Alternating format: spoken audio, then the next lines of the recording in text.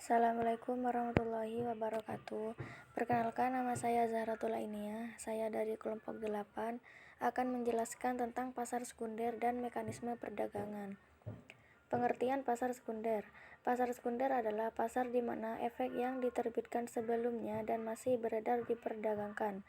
Pasar sekunder yang paling aktif dan paling penting artinya bagi pengelola perusahaan adalah bursa saham atau market saham, di mana harga-harga saham dari berbagai perusahaan diciptakan. Syarat melakukan jual beli di pasar sekunder. Syarat untuk melakukan jual beli di pasar sekunder, investor tidak dapat melakukan transaksi di bursa efek secara langsung, melainkan perantara pedagang efek atau yang lebih umum dikenal sebagai broker atau pialang. Sebelum dapat memanfaatkan jasa pialang, maka terlebih dahulu investor terdaftar sebagai nasabah pada salah satu perusahaan pialang atau perusahaan efek. Perusahaan efek tersebut merupakan anggota dari bursa efek. Sebagai gambaran, di BEI terdaftar atau tercatat lebih dari 100 perusahaan efek yang menjadi anggota bursa. Anggota bursa adalah perusahaan efek yang memiliki fungsi sebagai perantara pedagang efek atau perusahaan efek yang memiliki izin untuk beroperasi sebagai pialang atau broker. Syarat menjadi nasabah di perusahaan efek.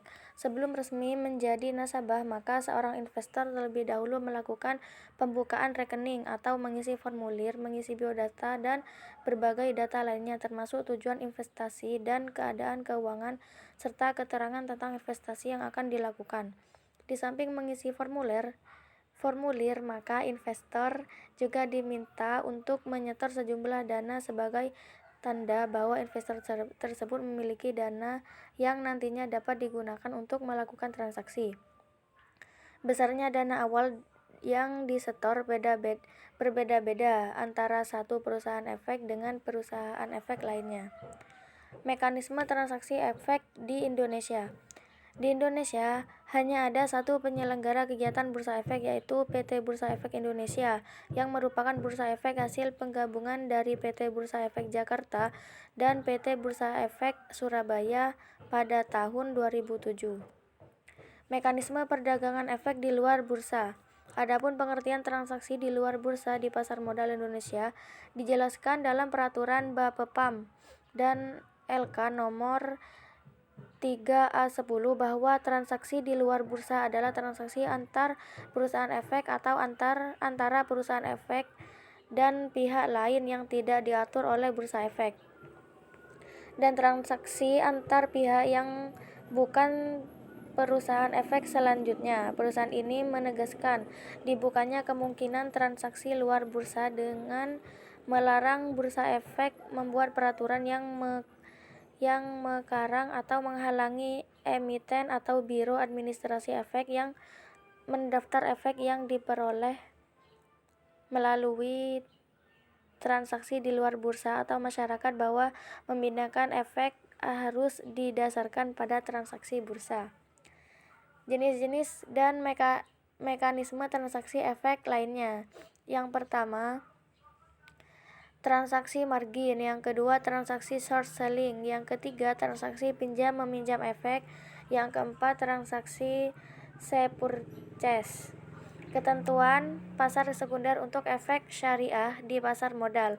Perusahaan yang akan melakukan penawaran sahamnya terlebih dahulu harus mengajukan permohonan pendaftaran kepada Bapepam di Jakarta melalui penjamin emisi sebanyak 6 rangkap dengan melampirkan yang pertama anggaran dasar atau akte pendirian perusahaan, yang kedua prospektus, yang ketiga laporan keuangan yang telah diaudit akuntan publik atau akuntan negara, yang keempat perjanjian penjamin emisi efek, yang kelima comfort letter, yang keenam legal opinion, perjanjian perwaliamanatan atau khusus emisi obligasi, yang ketujuh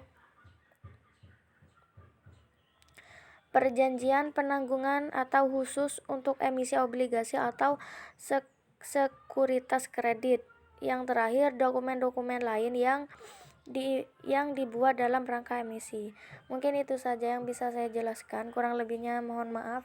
Wassalamualaikum warahmatullahi wabarakatuh.